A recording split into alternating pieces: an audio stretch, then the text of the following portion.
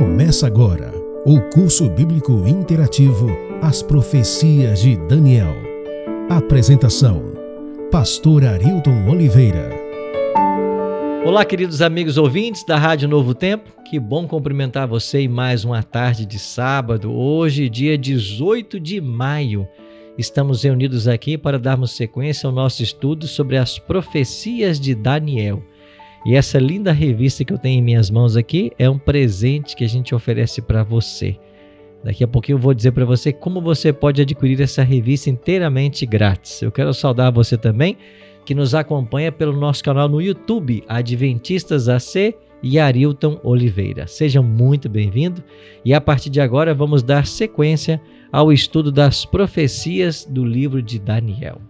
Se você quiser ter essa revista em casa e nos acompanhar com esse material didático excelente, eu quero dar para você os caminhos que você pode pedir essa revista. Ela é um presente, a Novo Tempo manda para você pelo correio, sem cobrar nenhum centavo por isso. Basta você solicitar a sua no nosso número de WhatsApp, que é o 489 9830 6498. Repetindo, 489 9830 6498. Esse é o nosso WhatsApp da Rádio Novo Tempo de Florianópolis, aonde você pode solicitar o seu guia de estudo Profecias de Daniel. E todos os sábados às 3h nós temos um encontro marcado aqui para estudarmos a Bíblia.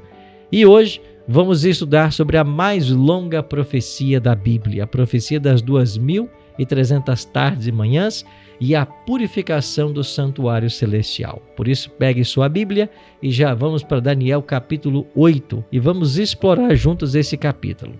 E para nos ajudar no estudo de hoje, estamos recebendo aqui nos estúdios da nossa querida Rádio Novo Tempo, o nosso amigo pastor Robson Góes. Tudo bem, pastor Robson? Tudo bem, pastor Arilton, tudo bem aos nossos amigos que nos acompanham aí pelos canais da televisão e também pela nossa internet aqui. É um prazer enorme estar junto com vocês aqui, dividindo a palavra de Deus. Pastor Robson, seja muito bem-vindo, obrigado por sua companhia. Pastor Robson cuida da Igreja Adventista Central de Palhoça, aqui em São José. São quantas igrejas lá, pastor? São 5 igrejas, ali na Palhoça mesmo, né? Uhum. Então nós temos aí a Igreja da Barra, um grande abraço para todo mundo aí do distrito, né? A Igreja da Barra, a Igreja do Pontal, a Igreja do Rio Grande, a Igreja do Pachecos e a Igreja Central da Palhoça, né? Uma igreja jovem, animada, firme. Um abraço aí para todo mundo. Então, um abraço para todo mundo aí de Palhoça, né, da Igreja Central, do Distrito de Palhoça, que está nos ouvindo ou nos assistindo aqui pela internet, pelo nosso canal no YouTube. Deixa eu aproveitar e fazer para você alguns convites. O primeiro deles é o seguinte: daqui a pouquinho, às 6h hoje, nós teremos uma live muito especial na Igreja Adventista da Beira-Mar, em São José.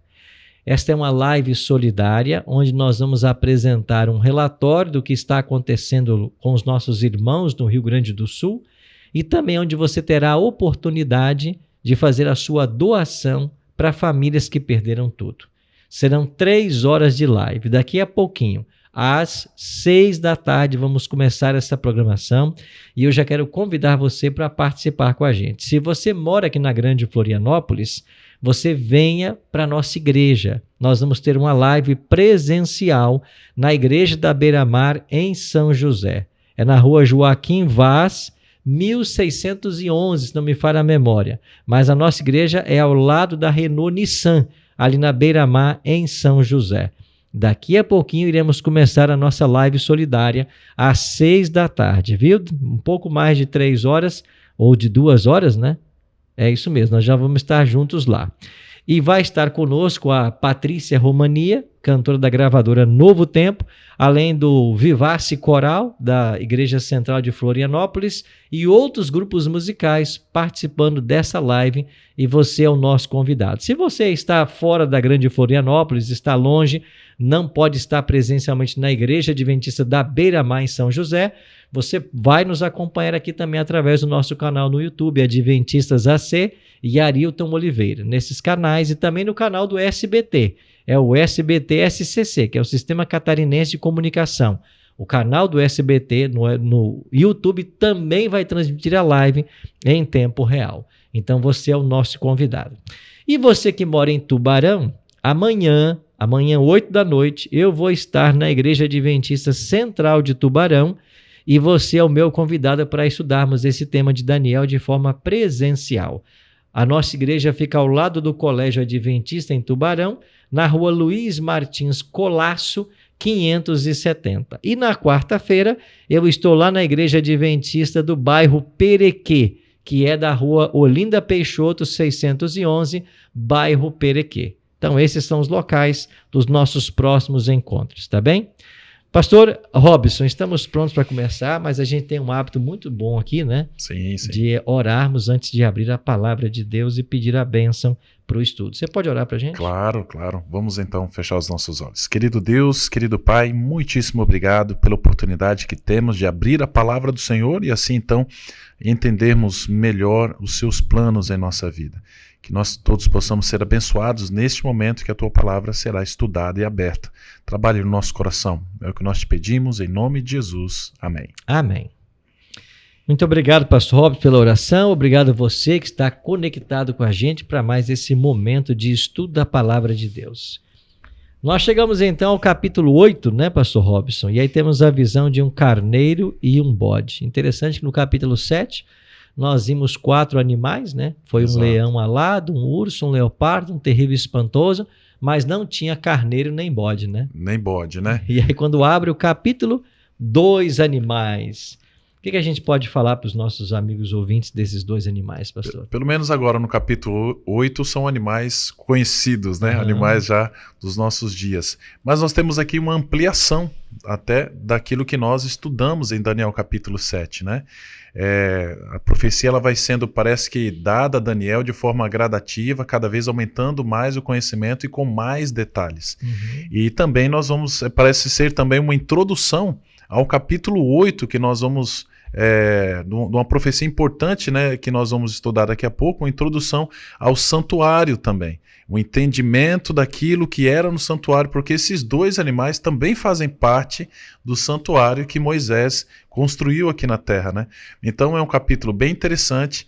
Esses animais têm uma representação muito clara, principalmente para o povo judeu daquela época, o povo de Israel, que conheciam bem esses 2 animais dentro de um ritual de purificação que acontecia entre eles, né? E a gente vai desvendar aí coisas importantes a respeito desses 2 animais.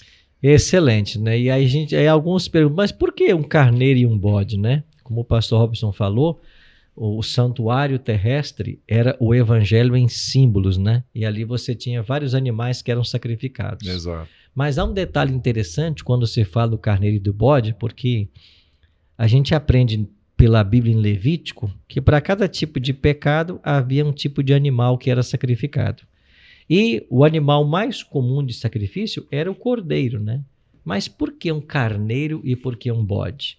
Bom, eu vou explicar para você. É porque havia uma festa em Israel, das 7, que o povo judeu celebrava, que era o dia da expiação. E nesse dia da expiação é que você encontra esses 2 animais. Eles estão juntos aí, no dia da expiação.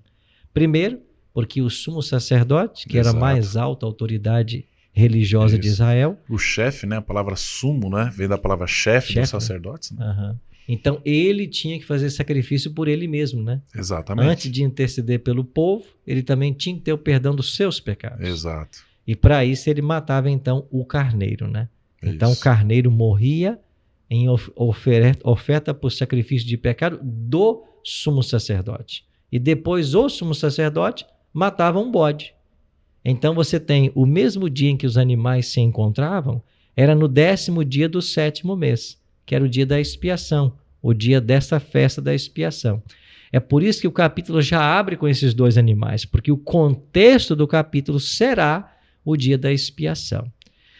O que a gente pode falar mais, pastor, sobre o dia da expiação lá em Israel? Era um dia muito esperado, né? Era um dia muito esperado. E é interessante a gente até retornar um pouquinho para até os nossos ouvintes, né, que o pessoal que nos acompanha, compreender bem esse assunto, porque ele é um assunto bastante trabalhado na Bíblia, né? Porque ele representa algo muito importante daquilo que Jesus fez, né? Está, na verdade, apontando para o Cristo, né? E veja, então, o chefe da família, inicialmente, todos os dias, como no sacrifício diário, algo que acontecia diariamente no povo de Israel, às 9 horas de manhã, e às 3 da tarde eles faziam esse sacrifício, esse rito. Então ele pegava sua ovelhinha sem mácula, sem mancha, levava até o sacerdote que avaliava se realmente era uma ovelhinha sem esses detalhes. Então o que acontecia? Autorizado, então ele imolava, ou seja, ele sacrificava essa ovelha. O sacerdote então fazia a oração sobre a ovelha antes de matá-la, né? Depois então ele sacrificava. O sacerdote então, não o sumo, né? Mas o sacerdote vinha eu brinco, eu falo que vinha com uma tapoerzinha, vinha com lá uma vasilha, uma botija, né? Uma vasilha, colhia um pouco daquele sangue derramado e entrava então no santuário. O santuário tinha 2 compartimentos, o lugar santo e o lugar santíssimo, né? No lugar santo ele entrava e aspergia então aquele sangue na cortina interna do santuário. Quando ele fazia isso, aquele pecado que foi confessado à ovelha, agora passava para a ovelha, através do sangue agora fazia parte do santuário. Passava para o santuário. Exatamente, passava para o santuário. Então, uma vez por ano, esse santuário precisava ser purificado, precisava ser limpo, né, purificado. E então vinha o dia da expiação. E as orientações bíblicas que nós encontramos em Levítico nos aponta de que era um dia realmente não só esperado, mas solene, inclusive chamado até de um sábado solene, né, convocação santa, sagrada, que todos deveriam estar presentes. E o silêncio era algo assim incrível, né? Onde o santuário então fazia o sacerdote, o sumo sacerdote, o chefe dos sacerdotes então agora, ele assumia então esse papel de fazer esta purificação. Então ele vinha, né, fazia então o primeiro sacrifício por ele, sacrificando primeiro então o carneiro, e depois então ele ia fazer a continuação do tratamento ali, do ritual com o bode. Né? Antes da gente falar dos bodes, que eram 2, né? Isso. Tinha mais de um bode, né? Deixa eu voltar na sua fala e falar algo muito interessante, né? Que o nosso amigo ouvinte da Rádio Novo Tempo, quem nos assiste pelo YouTube, deve estar bem atento, porque é uma verdade muito bela do Evangelho. Exato. Há um verso na Bíblia que diz assim, que quando nós confessamos nossos pecados ao Senhor, Ele nos perdoa. E Ele se compromete a lançar nossos pecados no fundo do mar e dele jamais se lembrar. Exato. Deus promete isso. Mas quando é que isso de fato vai acontecer? Aqui no santuário nós temos uma lição que nos ajuda a entender melhor isso. Veja, eu sou o pecador. Eu fui até o santuário, levei o animal que a lei especificava. Sacrifiquei o animal. O sacerdote levou o sangue para o santuário. Então o pecado saiu de mim, do pecador, foi para o animal e via sangue para o santuário. Eu estou perdoado. Eu volto para casa.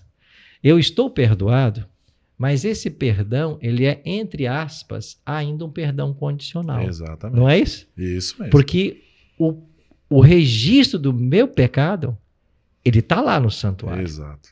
Então, ele ainda existe. Eu fui perdoado, mas ele está lá. Então, esse registro, ele tem que ser apagado. Exato. Então, ele era apagado no dia da expiação. Isso mesmo. E nós vamos entender que esse dia da expiação apontava para um dia de juízo. Só que lá no dia da expiação, havia uma condição para esse pecado ser apagado. Todo Israel deveria estar em contrição. Porque se houvesse ali em Israel alguém que não estivesse em contrição, que não respeitasse a reverência desse dia, a lei era clara, né? Sim. Ele deveria ser morto, Exato. exterminado do povo. Exato. Então veja, ele foi perdoado lá atrás, mas se ele não estava no dia da expiação atento, contrito, reverente, ele pagava pelo pecado. Claro. Era como se ele não tivesse aceito aquele sacrifício que foi oferecido a ele. Né? Então é como se ele rejeitasse aquele sacrifício. Por isso que era um dia muito esperado. Porque era o dia em que ele entendia, então, que todos os seus pecados estavam perdoados. Concretamente. E por isso era uma festa, né? E por isso era uma festa. Começava uma festa. Exatamente. E trazendo para os nossos dias hoje, é a mesma coisa, né? Então, hoje, quando a gente peca, a gente confessa ao nosso sacerdote, que é Jesus, e nós somos perdoados. Mas esse perdão diário que eu experimento, ele ainda cairá num juízo, que a gente vai descobrir nessa profecia que ele começou E a gente vai chegar nessa data em que ele começou. Mas quando esse juízo passar o meu nome, ele finalmente vai condenar ou absolver. Exatamente. E aquele a quem ele condenar, mesmo os pecados que foram perdoados no passado, serão mais uma vez lançados sobre o pecador. Exato. E é por isso que o ímpio vai ser destruído. Porque não houve cobertura para aqueles pecados. Então é bonito ver como que a tipologia do santuário, ela permanece hoje na dinâmica da salvação. Sim. E um sentido bem assim ilustrativo, né? Como diz em Hebreus, uma figura daquilo que é o verdadeiro, né? Uhum. Então é algo assim incrível, assim, pastor Arilton e ouvintes, que de ver como Deus, ele é tão didático, tão pedagógico a ensinar os seus filhos, e a preocupação de Deus de mostrar realmente o quanto ele está interessado na salvação do ser humano. Né? Então, por exemplo, hoje para nós entendemos facilmente. Jesus morreu há quase 2000 anos atrás, né? Mas imagina aqueles que viveram antes do sacrifício de Jesus. Como que eles entenderiam todo o plano da redenção?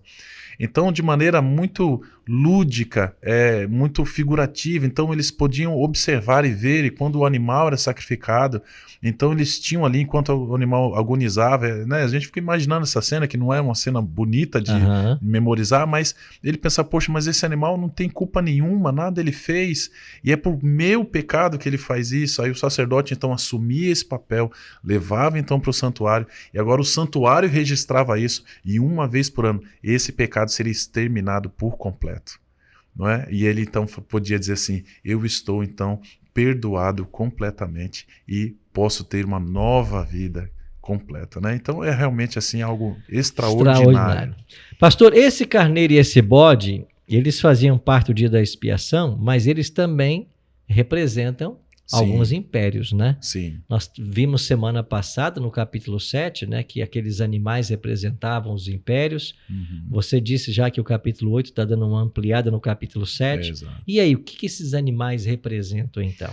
Então, nós temos aí a primeira uma visão que Daniel está tendo, né? A gente entende aqui, se nós abrirmos a Bíblia aí, em Daniel capítulo 8, no verso 13, no verso 4, nós encontramos a seguinte descrição de Daniel. Então, levantei os olhos e vi, e eis que diante do rio estava um carneiro. Então é o primeiro animal que aparece, o carneiro, o qual tinha 2 chifres, e os 2 chifres eram altos, mas um mais alto que o outro, e o mais alto subiu por último. Interessante, eram 2 chifres, um era mais alto que o outro. Então nós temos aqui 2 reinos em paralelo. Lembrando da estátua de Nabucodonosor, que nós temos lá um reino que sobrepuja, né, que vence Babilônia, nós temos ali também a representação deste reino que vem logo após Babilônia, que são os medos e os persas, que tem ali na representação da estátua os 2 braços. Agora aqui nós temos a representação novamente dos medos e dos persas, agora representando os chifres. 2 chifres. 2 chifres, com Dario e Ciro como reis desses impérios. Aí você que está nos ouvindo, nos assistindo, mas de onde o pastor tirou essa interpretação, né? Bom, é porque a gente só continuou lendo o capítulo. Se você chegar aqui no capítulo 8, nos versos 20 e 21, o anjo vem para explicar, e esse anjo, ele é Gabriel, né? O verso 16 diz que ele é Gabriel. E no verso 20 ele diz assim, aquele carneiro com 2 chifres que viste são os reis da Média e da Pérsia. No verso 21, mas o bode peludo quem é? O rei da Grécia. O rei da Grécia. Veja como a profecia é clara. Aqui o anjo Gabriel está dizendo para Daniel o cumprimento dos símbolos proféticos. Isso é para você entender que tudo está patente diante daquele que estuda, né? Que busca compreender. Agora, o bode peludo que é a Grécia vence o carneiro que é a Medo-Pérsia. Mas aí no clímax desse poder, um chifre é arrancado. Lá você falou de 2 chifres como o Dario e Ciro, né? Sim. E esse chifre agora desse bode? Que chifre é esse? Então, nós vemos aí que um chifre é arrancado, mas o poder ali continua firme e forte, né? Então nós temos ali agora, lembrando até da estátua novamente, né? Você vê que Daniel ele tem paralelos muito incríveis, assim, né? Você vai tendo realmente uma ampliação. Então, você tem o capítulo 2, capítulo 7, capítulo 8, capítulo 9, que vai dando esta ampliação da visão e cada vez mais detalhes. Nós temos aqui, então, a representação do reino de Roma, que vai, então, surgir aí como um grande império logo depois da Grécia, assim como também na estátua de Nabucodonosor, né? E agora com força, com poder dominante, né? Isso é bastante interessante também. A gente também viu que Roma depois foi minada por 10 tribos bárbaras, representado no capítulo 2 pelos 10 dedos dos pés, no capítulo 7 pelos 10 chifres, né, do quarto animal. E agora, quando as tribos bárbaras tomam conta de Roma, nós vimos semana passada que surgiu um chifre pequeno, né? Exato. Que se levantou, arrancou 3 pontas. Nós vimos isso semana passada, né? Os Eros, os Vândalos e os Ostrogodos, e identificamos esse chifre pequeno como sendo Roma em sua fase pagã e papal. Agora, esse chifre pequeno começaria a atacar o santuário, atacar o povo de Deus, atacar a lei, e aí nós chegamos ao cerne do capítulo 8. Quando os seres celestiais contemplam a ação do chifre pequeno, eles se perguntam, né? Mas olha, esse chifre pequeno atacando Deus, atacando o santuário, atacando os santos do Altíssimo. E aí chegamos aos versos 13 e 14 do capítulo 8. Sim. Quando um santo, então, pergunta para o outro, né? Depois, Daniel 8:13. Depois ouvi um santo que falava e disse outro santo àquele que falava. Até quando durará a visão do sacrifício diário e da transgressão assoladora, visão da qual é entregue o santuário e o exército a fim de serem pisados? E aí no verso 14 vem a resposta de um ser celestial. Ele me disse, até 2.300 tardes e manhãs, e o santuário será purificado. Pastor, o que significa essa expressão, né? Tardes e manhãs, ou até 2.300 tardes e manhãs, o santuário será purificado? Muito interessante, né? Parece que está fora até do contexto, né? Porque o anjo chega e parece que ele leva para outra situação, né? Outro pensamento. Estamos falando de reino e tal, daqui a pouco ele vem com uma data. Né? Até 2.300 tardes e manhãs o santuário será purificado. Para nós parece meio estranho essas palavras, mas para o povo de Israel não.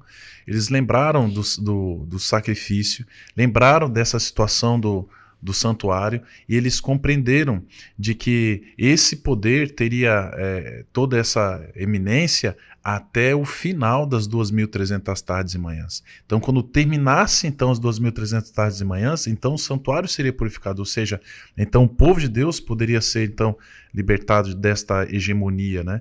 E isso seria importantíssimo para todos eles. Se nós lermos aqui, ó, Daniel, como você bem leu aí já, verso 13 aí vai dizer, né? Aqui o verso 13. Depois ouvi disso e falava, e disse, ouvindo outro santo que falava, até quando durará? Você vê que a preocupação de Daniel, até quando vai durar essa perseguição? Até quando os santos vão sofrer? Até 2.300 tardes e manhãs. Vem trazendo a ele tranquilidade. Agora, o que significa as 2.300 tardes e manhãs, pastor? Interessante que essa expressão tardes e manhãs, ela não está por acaso aqui em Daniel, né? Exatamente. Ela é tomada do Gênesis. E quando você vai para o capítulo 1, você vai encontrar essa expressão repetidas vezes. Lá Moisés escreveu, né? Quando Deus cria todas as coisas, a expressão era houve tarde e manhã, o primeiro dia, houve tarde e manhã, o segundo dia. Então a gente tem que entender que para a Bíblia, o dia começa com a parte escura e depois a parte clara. Daí a expressão tarde. Então, para nós hoje é convencionado que o dia começa ao pôr do sol, né? Exatamente. Ou desculpa, meia-noite, né? O convenção popular. Hoje, né? Meia-noite. Mas na Bíblia é ao pôr do sol. Até para os animais, né? Você pode observar os animaizinhos aí, quem tem uma galinha em casa aí, um sítiozinho, pode ver que vai dando o pôr do sol, o que é que os animais fazem? Todo mundo caçando. Vai pro seu Então lugarzinho. ali está terminando um dia e começando outro. Então, essa expressão tarde e manhã, ela se refere a 12 horas escuras e 12 horas claras. Exato. Mas a gente aprende em interpretação profética que cada dia profético representa um ano literal. Exatamente. A gente extrai isso de Números 14, 34 e Ezequiel 4, 6 e 7.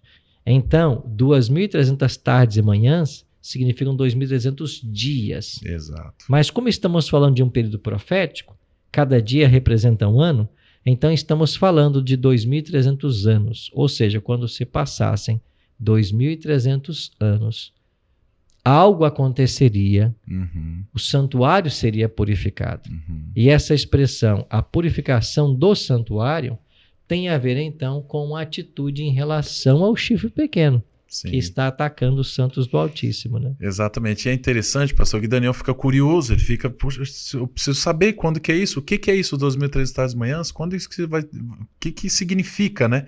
E o anjo vai dar uma explicação para ele, talvez não tão satisfatória como ele queria.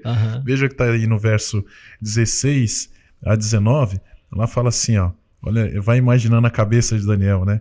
Então diz assim, ó, ouvi uma voz de homem que entre as margens do Ulai, o qual gritou e disse, Gabriel, dá a entender a esta visão. Então ele diz, por favor, me fala da visão, me explica então a respeito dessas 2.300 tardes e manhãs. E aí ele vai falar aqui no verso 18, ó, falava ele comigo quando caía em sentidos, rosto em terra. Ele, porém, me tocou, me pôs em pé no lugar onde eu me achava e disse, eis que te farei saber o que há de acontecer no último tempo da ira, porque esta visão se refere ao tempo determinado do fim. Então a visão, ela é diretamente, essas 2.300 tardes e manhãs, além de representar toda essa questão do dia da expiação, também tem uma ligação direta ao que há de acontecer no tempo do fim. Há uma ligação ali, né? Ok. Bom, pegando então a tipologia do santuário, onde o dia da expiação era um dia de juízo para Israel, porque o pecado perdoado estava condicionado a essa purificação. Nós temos que entender então que o juízo um dia também chegaria para nós, né? Exatamente. Até porque falou-se em 2.300 anos no futuro e nós chegamos à era moderna, onde não existe mais um santuário, não tem mais Daniel. Então, certamente os seres celestiais estavam conversando sobre aquilo que aconteceria em nossos dias. Exato. A purificação do santuário em Israel, ela é tipológica de um juízo que ora está acontecendo. Então, o juízo divino, ele se estabelece não apenas para purificar o registro do pecado que foi levado para o santuário, porque assim como o pecado de Israel era registrado no santuário terrestre, o nosso pecado é registrado no santuário celestial. Exatamente. Como o santuário na terra precisava de uma purificação, o céu também precisa, não porque tenha pecado lá, mas porque tem lá registro de pecado. E esse registro tem que ser apagado. E ele é apagado diante de um juízo, porque Deus escolheu assim, para ficar claro para todas as nações, para todos os seres que Deus criou, que ele é justo. Então a profecia aponta para um juízo que vai apagar os registros de pecado, mas também terá uma atitude com relação ao chifre pequeno, que até então perseguia, atacava Deus, atacava a lei. Então, é um dia especial. Pastor, o senhor tocou no assunto de um registro que é feito no céu, né? Do santuário que existe lá. Talvez seria interessante os nossos ouvintes estão pensando, mas no céu também tem um santuário, né? Então, se nós formos em Êxodo, capítulo 25, no verso 8, nós vamos ver quando que o santuário foi instituído aqui na terra, né?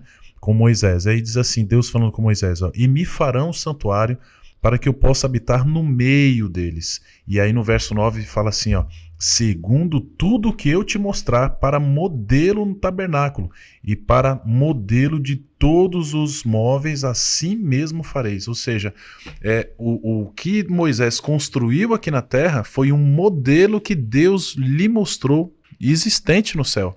Então veja que existe um santuário celestial, né, que foi copiado por Moisés aqui na terra. Então esse modelo de santuário, ele também existe no céu. E, né, assim como você disse, né, aquilo que é registrado, que foi registrado aqui nesse santuário, da mesma maneira, da mesma forma também era registrado no céu. Por isso, então, nós sonhamos, assim como Israel, de chegar, então, esse momento onde esses registros serão totalmente eliminados. Né, e purificados. E para corroborar a sua fala, eu também queria ler Apocalipse 11:19, né? Onde João diz assim, abriu-se então o santuário de Deus, que se acha no céu, e foi vista a Arca da Aliança no seu santuário. Olha aí. Então veja, o Apocalipse 11:19 é claro em dizer que há um santuário no céu. E assim como o santuário da terra uma vez por ano tinha que ser purificado, o santuário celestial também passaria por uma purificação. Quando? No final desse período profético que o anjo dá a Daniel de 2.300 tardes e manhãs. Bom, vamos então a esse período profético, né? Vamos. Como é que a gente pode computar esse período na história?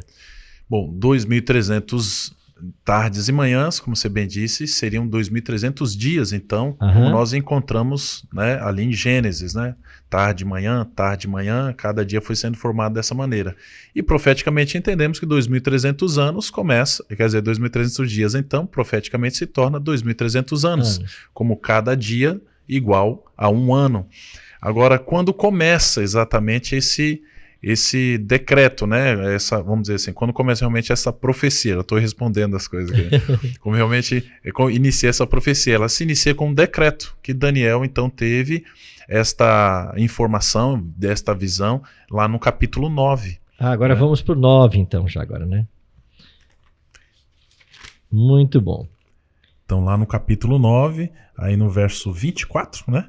Nós temos então aí dizendo assim: 70 semanas estão determinadas sobre o teu povo e sobre a tua santa cidade, para fazer cessar a transgressão e para dar fim aos pecados. Olha aqui, ó.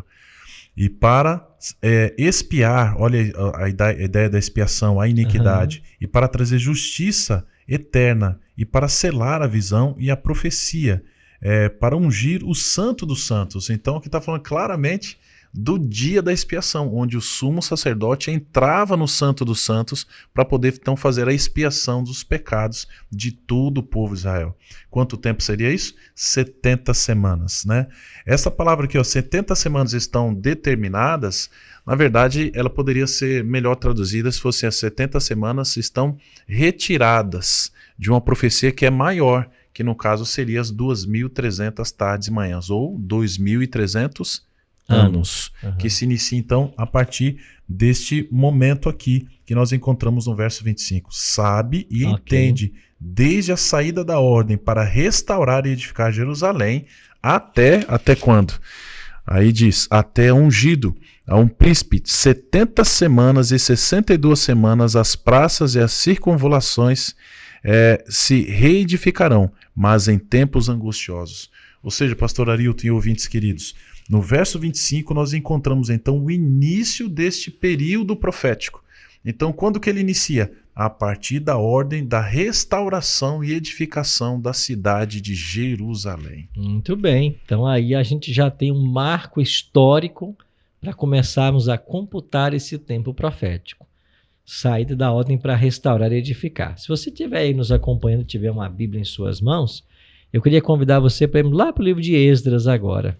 Porque o livro de Esdras é o livro que vai registrar esses decretos desses reis persas envolvendo o povo de Deus. Só fazendo uma breve retrospectiva, você tinha Babilônia no poder, enquanto Daniel estava cativo aí, mas Daniel vai testemunhar a queda de Babilônia, que nós vimos aqui no capítulo 5, né? Exatamente. E a gente estudou aqui que essa queda do capítulo 5, ela se deu no ano 539.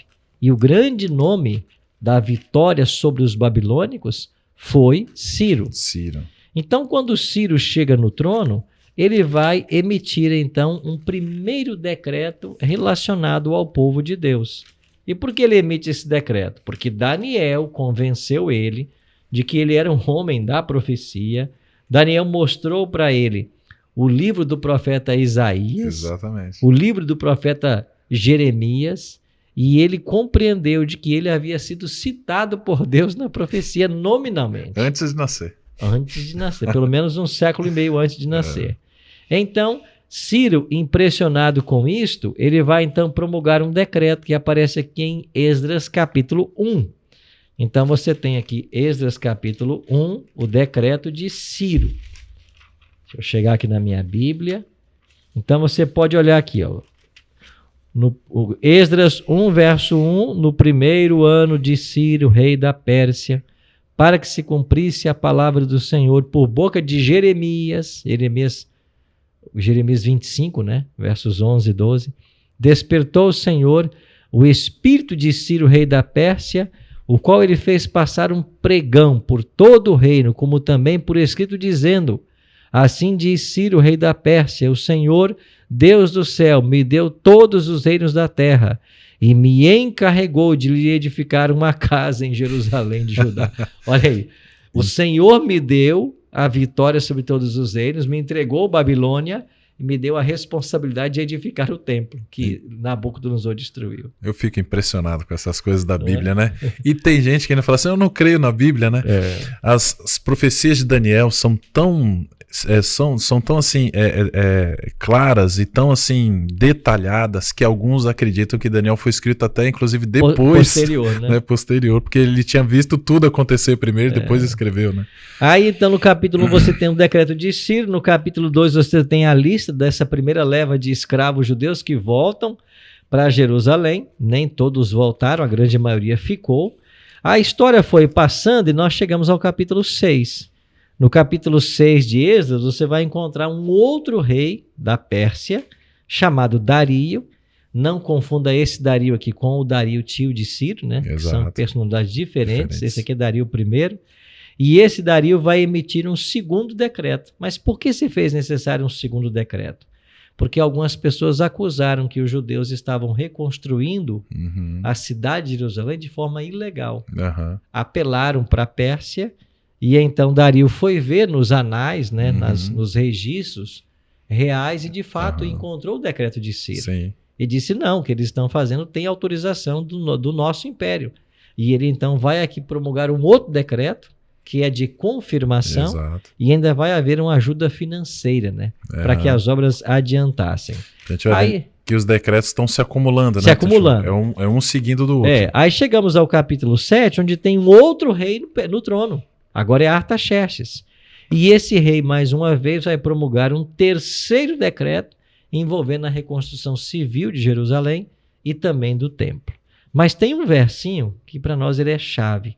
É Esdras 6, verso 14. Esse texto nos ajuda a entender uma grande verdade dessa profecia. Esdras 6, 14 diz assim: os anciãos dos judeus iam edificando e prosperando, em virtude do que profetizaram os profetas Ageu e Zacarias, filho de Ido. Edificaram a casa e a terminaram, segundo o mandato. Agora preste atenção, quem é que mandou edificar a casa e a cidade? Segundo o mandato do Deus de Israel e segundo o decreto de Ciro, Dario e Artaxerxes, rei da Pérsia. Então você tem na Bíblia um único verso onde diz que os 3 decretos estão ali. Exatamente. Isso dá a ideia de que os decretos foram se acumulando. Exatamente. Então, um confirmando o outro. Confirmando o outro. Então, qual é o decreto que eu tenho que pegar para ser o pontapé inicial da profecia? O último decreto. Tem que ser o último. Justamente por esse elemento condicional ou um elemento não seria completador, não existe a palavra, né? É que vem cumulativo. Né? Cumulativo. Complementando, né? Um Exatamente. Vem complementando e criando um vínculo com o outro, né? Até chegar ao último. E esse decreto, nós temos a data dele, né? Temos aí documentos que mostram que ele foi promulgado e entrou em vigência em 457 a.C. Exatamente nesse ano, 457. Então, veja, Babilônia caiu em 539 e você vai ter, então, vários anos, né, se passaram até que o último decreto acontecesse, 457 a.C. Esse é o período inicial da profecia. Agora, se nós viajarmos 2.300 anos a partir desse ano, aonde a gente vai cair, pastor Robson? Se a gente viajar os 2.300 anos a partir de 457, nós vamos chegar ali no ano 1810, não é isso? 44, né? 1844, exatamente. 44, Porque você tem as 70 semanas que, se você tirar os 2.300 das 70 semanas você vai chegar a 1810, mas você precisa chegar a 2300, né? Ok. Que é o da profecia. Então você vai chegar então ao ano de 1844. Alguém pode estar perguntando, pastor, e essa profecia de 70 semanas? O que é isso? Bom, nós vamos afunilar mais na semana que vem. Calma semana aí, que vem, semana que vem nós vamos estudar com detalhes a profecia das 70 semanas que envolve Daniel e o seu povo. Mas hoje nós vamos nos concentrar, então, no início e no fim dessa profecia. 457, decreto de Artaxerxes. Viajamos 2.300 anos, chegamos a 1844. Então, em 1844, algo deveria acontecer. Bom, lá por volta do ano 1830, começou já um grande movimento, especialmente nos Estados Unidos. Sim. Em 1833, você vai se lembrar, houve aquela famosa chuva de estrelas, né? Sim, Queda das 1833. estrelas. Então, assim, o mundo entrou num rebuliço, porque parecia o fim do mundo. E as pessoas se voltaram para a Bíblia em busca de respostas, né? E entre esses que se voltaram para a Bíblia, havia um fazendeiro, membro da Igreja Batista, chamado Guilherme Miller. E Guilherme Miller foi um grande estudioso da Bíblia, né? Eu tive a alegria de um dia pegar na minha mão a Bíblia que esse homem usou. Ela é um patrimônio, né? É um patrimônio da Igreja Adventista. Guardado ali, né? Está lá no Museu da Andrews, em Michigan. Então, esse homem, estudioso da Bíblia, estudando as profecias que nós hoje estamos estudando, chegou à conclusão de que Jesus voltaria por volta de 43 ou 44. Exatamente. 1843 ou 44. Ele não chegou a um ponto específico, mas ele disse, vai ser por aí. Por que ele chegou a essa conclusão? Porque Miller achava que a purificação do santuário era a purificação da terra. Exatamente. Ele falou, é a volta de Jesus. E com todos os acontecimentos que estavam tendo naquele período, naqueles anos, e essa, vamos dizer assim, esse juntamento, né, de situações e a volta para a Bíblia das pessoas, ele falou assim, não, alguma coisa está acontecendo. Uhum. E ele foi, que nem você disse, uma dessas pessoas começou a estudar. E ele falou assim, não, purificação do santuário é a terra vai ser purificada. Então falou, se a terra é purificada, é a volta de Jesus. É a volta de Jesus. Aí então começou essa boa notícia, né? Porque a volta de Jesus é uma boa notícia, né? E eles anunciaram, não, Jesus vai voltar. À medida que o tempo foi se aproximando, a pressão sobre Miller foi crescendo, né? Sim. Miller, mas aí, 43, 44, e ele não sabia. Ele dizia, olha, vai ser entre março e abril de 43 e março e abril de 44. Deve ser por aí. Só que chegou março e abril de 43, março e abril de 44 e nada aconteceu. Exato. Então houve ali um primeiro desapontamento. E as pessoas se perguntaram, o que está acontecendo? O movimento millerita sofreu uma reviravolta no finalzinho do mês de julho de 44. Uhum. Quando havia vários milleritas reunidos no acampal, na cidade de Exeter, nos Estados Unidos. Eu até fui lá no ano passado visitar essa cidade. Em Exeter, eles realizaram um acampal e eles estavam ali estudando a Bíblia, até que apareceu um homem chamado Samuel Snow e vai dizer assim, olha, eu tenho uma novidade para vocês. Fiz umas contas aqui. Eu fiz umas contas, né? E qual foi o elemento novo que Snow trouxe? Uma coisa que aos nossos olhos parecia bem lógica, né? Nós estávamos esperando Jesus voltar em março e abril. Uhum. Mas lembre-se, Jesus volta na purificação do santuário. E o calendário era judaico. E o calendário judaico dizia que a purificação do santuário não era nas festas da primavera. Exato. Era nas festas do outono. Então nós não podemos esperar a volta de Jesus para a primavera. Nós temos que esperar para o outono, quando aconteciam as festas da purificação. Então Jesus não volta em março e abril. Jesus volta em setembro ou outubro. E eles estavam no final de julho. Uhum. E ele diz assim, então Jesus Cristo volta em setembro ou outubro no dia da expiação, no calendário judaico. E eu já fiz as contas. Exatamente. O 10º dia do 7º mês do calendário judaico vai cair nesse ano que nós estamos, 1844, no dia 22 de outubro. do mês de outubro. Agora imagina você dar uma notícia dessa no final de julho, ou seja, vai passar agosto, setembro e outubro. E Jesus volta. Então eles estavam ali há poucos meses da volta do Senhor.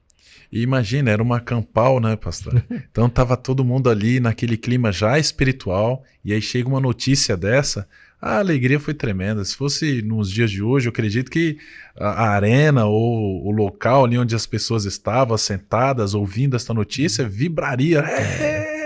Amém, glória a Deus, louvado seja o Senhor. Nós não estávamos errados. Não estávamos errados, né? E tal, tudo mais. Então, voltou-se aquele fervor de novo, como nunca antes, né?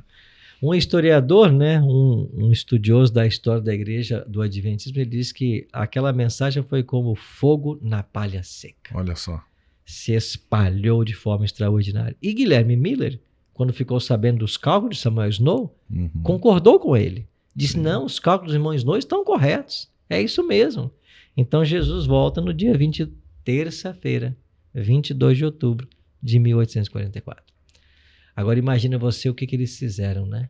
Esse povo vendeu tudo que eles possuíam, tudo que eles tinham, para dar a notícia de que Jesus voltaria no dia 22 de outubro. Era tudo que eles esperavam. Para que agora eles guardariam as suas posses, seus recursos, sabendo que tudo isso ficaria aqui? Menos de 90 dias vamos para o céu. Né? Então eles se voltaram para pregar isso. E milhares de pessoas aceitaram e entenderam e compreenderam os ensinos que eles tinham, que eles estavam falando, né? E sabe que a gente às vezes acha que esse movimento millerita ele foi restrito aos Estados Unidos, né? Mas não. Foi um movimento espiritual tão grande que alcançou vários países do mundo. Inclusive, se você perguntar aos crentes da fé Bahá'í, qual é a data mais importante do calendário? Eles vão dizer 22 de outubro de 1844. Olha aí. Até para eles essa data é importante. Porque houve um grande movimento na realidade. Então, mas aí, pastor Robson, chegou o dia 22 de outubro, terça-feira, e o que aconteceu? Amigo, eles subiram num monte e ficaram aguardando a vinda de Jesus. Então cantaram, louvaram, o tempo veio chegando e eles estavam ali vibrando, né? Cantando com filhos, família. Esse monte ele é conhecido hoje como Monte da Ascensão ali, né? Ascensão. E aí estavam lá e tal, aquela coisa toda e tal. E de repente dá ali, falta 1 minuto. Eu imagino que a contagem regressiva começou, daqui a pouco um silêncio, faltando uns 10 segundos, e aí o céu, da maneira que estava, permaneceu. E aí então eles sofreram uma segunda e dessa vez o grande desapontamento, de onde então nada aconteceu. Jesus não voltou. Olha aí. E a prova disso é que nós estamos aqui hoje. Ainda hoje, depois de 170 anos. Né? Um grande desapontamento veio. Mas isso tinha relação também com uma outra profecia, né? É verdade. Com outra profecia que nós encontramos em Apocalipse capítulo 10, né? Então, quando a gente vai para Apocalipse 10, você tem ali um anjo que ordena João, né? Vai na mão do outro anjo e pega um livrinho, toma-o, devora-o. Ele vai ser doce na boca e amargo no estômago. João toma o livrinho da mão do anjo, que é o próprio Jesus Cristo, né? Que está com o livrinho na mão. E quando ele come, na boca é doce e no estômago é amargo. E a gente entende esse grande desapontamento millerita como o cumprimento dessa profecia. O doce na boca foi a notícia maravilhosa que Jesus voltaria e a data estava marcada. O amargo no estômago foi a realidade de que ele não voltou. Exatamente. Então, nada surpreende a Deus, né? Já estava profetizado esse grande desapontamento. Exato. Aí eles começaram a se perguntar, o que aconteceu? Aonde nós erramos em nossos cálculos?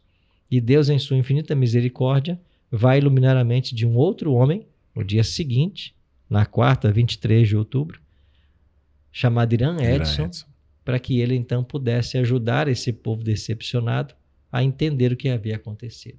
E qual foi a luz que Irã Edson trouxe para você? Ele então teve uma luz, um insight, falou assim, a Bíblia não está errada. Se alguma coisa está errada, somos nós que estamos errados.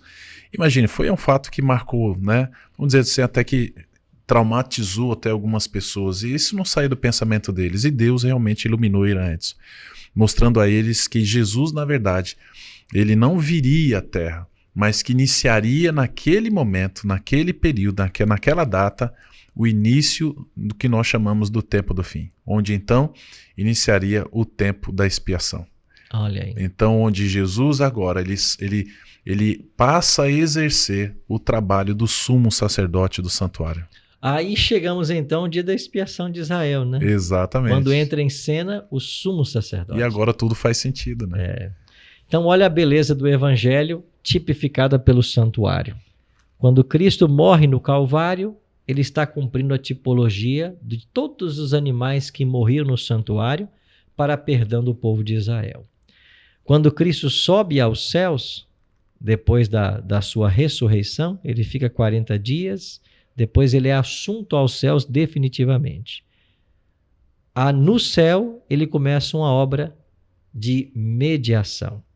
Então ele é o nosso sacerdote. Ele está atuando no primeiro compartimento. Exato. Agora, 22 de outubro chega, o dia da expiação chega, Jesus então tem que transpor o segundo véu e começar o seu ministério como sumo sacerdote. E como sumo sacerdote, ele começa o juízo. Exatamente. Então, por isso que nós encontramos aquele verso onde ele falou assim, que ele é o nosso advogado e justo juiz. Então hoje Cristo acumula as funções de advogado e juiz, porque ainda há perdão, né? Sim. Ainda há mediação. Ainda há. Mas o juízo já começou. Quando?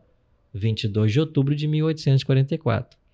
Então, quando Cristo voltar, e aí eles entenderam então que eles haviam acertado a data, né? Sim. Mas eles erraram o evento. O evento não era a volta de Jesus. Exatamente. A purificação do santuário não era a purificação da terra. Exatamente. Era de fato uma obra de Cristo no santuário celestial. E então, nesse dia, começou Jesus a executar juízo. Cena esta que já estava predita, né? Aqui em Daniel, no capítulo 7. Sim. E eu queria até ler com vocês esse texto, porque ele é muito especial. Daniel, capítulo 7, falava dos 4 animais que tem a ver com os impérios. E aí, quando nós chegamos ao versículo... Deixa eu ver se é o verso 11, né? Eu estava olhando... Daniel 7,13. Eu estava olhando nas minhas visões da noite, e eis que vinha com as nuvens do céu, como filho do homem. E dirigiu-se ao ancião de dias, e o fizeram chegar até ele. Agora olha para o verso 10. Um rio de fogo manava e saía diante dele. Milhares e milhares o serviam. Miríades e miríades estavam diante dele. Assentou-se o tribunal e se abriram os livros. Então aqui nós temos uma cena judicial. Um tribunal se assenta, os livros são abertos e agora é trazido à presença do Pai, o Filho do Homem, o próprio Jesus Cristo. O Pai nessa cena é o ancião de dias e Cristo é o Filho do Homem que é levado à presença do Pai.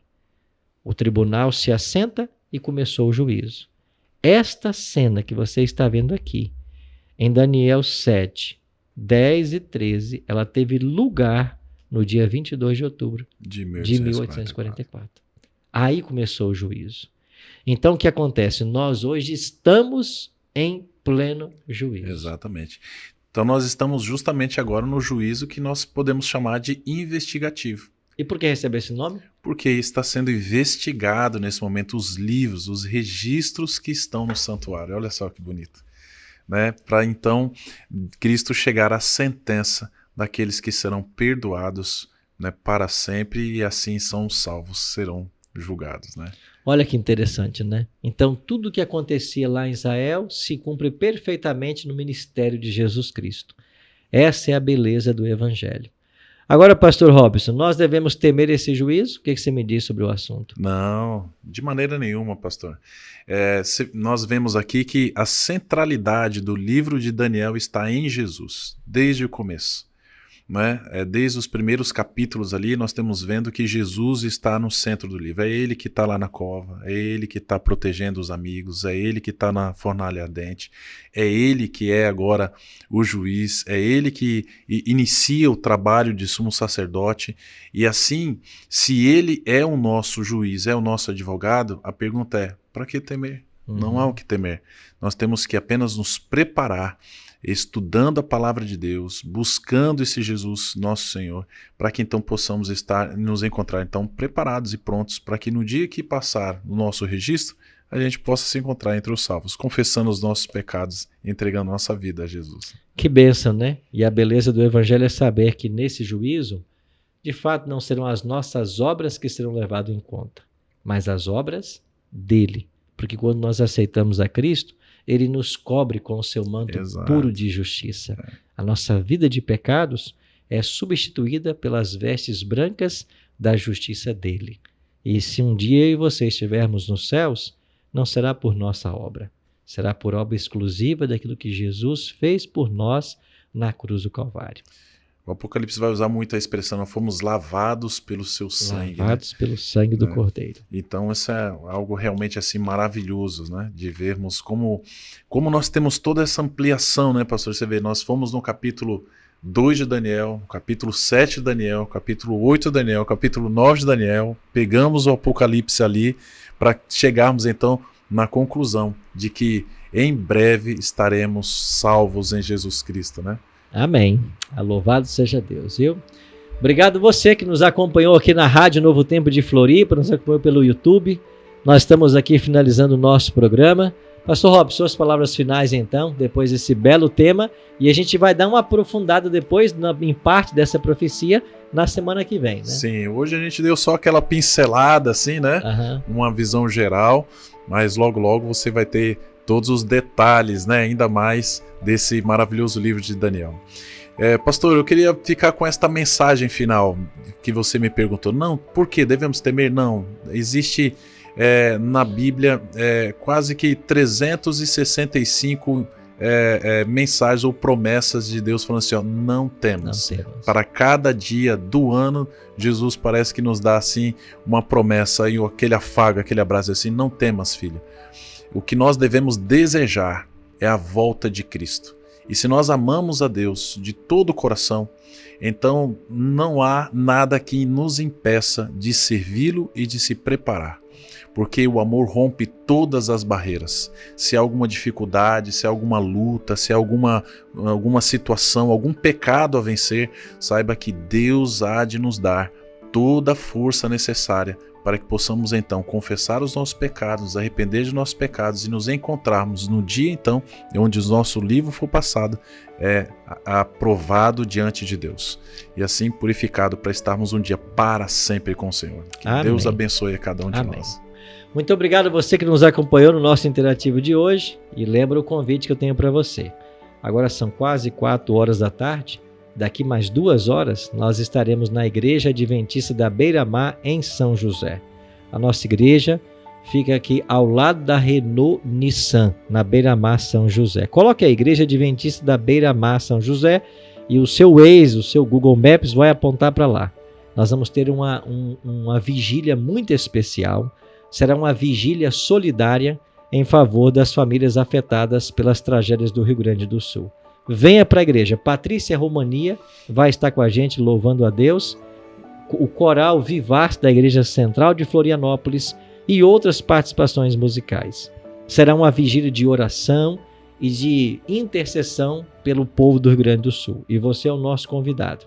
E amanhã à noite, 8 da noite, lá na Igreja Adventista Central de Tubarão, eu te espero para nós aprofundarmos esse tema. A nossa igreja fica ao lado do Colégio Adventista de Tubarão. Vamos então encerrar nosso programa com oração? Vamos. Pai querido, muito obrigado pelo privilégio que tivemos nesta hora de estudar a Tua Palavra. Amém. Que o Teu bom e Santo Espírito cuide de todos nós e que Jesus seja o nosso advogado. Amém. Para que nós sejamos absolvidos nesse tribunal e um dia possamos reinar contigo. Amém. É a nossa oração, em nome de Jesus. Amém. Amém.